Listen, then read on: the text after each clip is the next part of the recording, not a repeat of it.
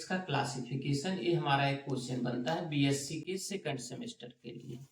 तो कार्बोहाइड्रेट के क्लासिफिकेशन में हम लोग इसके पहले के वीडियो क्लास में पढ़े थे कि carbohydrates are mainly three types. कौन कौन से तीन टाइप्स के होते हैं? Carbohydrates are mainly three types: monosaccharides, oligosaccharides and polysaccharides. जो कार्बोहाइड्रेट्स है वो कितने टाइप का हो गया? ये तीन टाइप के हो गए। इसको हम लोगों ने डिटेल में ये तीनों टाइप्स को पहले पढ़ चुके हैं। उसी क्लासिफिकेशन में कार्बोहाइड्रेट के स्वीटनेस के आधार पर आज हम बात करेंगे शुगर और नॉन शुगर। शुगर और नॉन शुगर क्या होते हैं?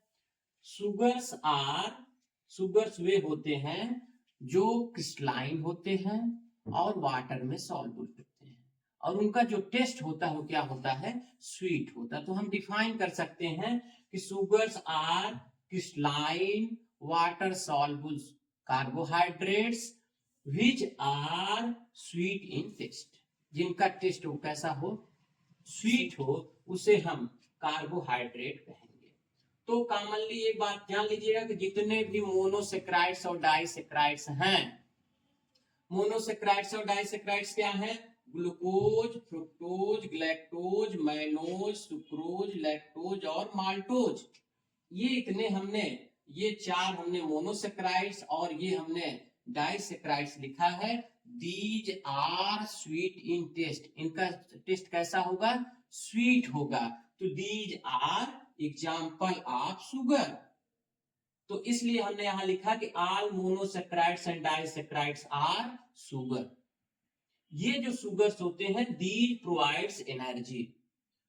ये शुगर एनर्जी के सोर्स होते हैं, जिस एनर्जी का यूज हम मेटाबॉलिज्म में यूटिलाइज करते हैं, बॉडी हमारी यूटिलाइज करती है। और ये जो शुगर्स होते हैं, शुगर्स में जो पेंटोज होता है, तो उसमें राइबोज और deoxyribose are part of DNA and RNA.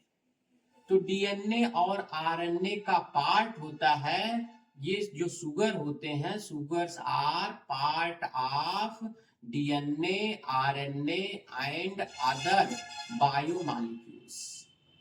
तो ये तो हो गया हमारा जो है, जैसे डीएनए डीऑक्सीराइबोज इसमें रहता है, शुगर जो इसमें पाया जाता है डीएनए में डीऑक्सीराइबोज, जो आरएनए में पाया जाएगा वो राइबोज शुगर पाया जाता है। इसीलिए हम कह रहे हैं कि sugars are the part of DNA, RNA and some other sugars are part of some biomolecules. तो ये तो हो गया हमारा किसके बारे में? ये इतनी बातें हो गई शुगर के बारे में। नॉन शुगर की बात करेंगे तो जस्ट इसी के opposite, non sugars are insoluble in water and they are not sweet in taste। ये मीठे नहीं होंगे, इनका टेस्ट जो है वो मीठा नहीं होगा। और एक कॉमन बातें कह सकते हैं कि all polysaccarides are non sugar।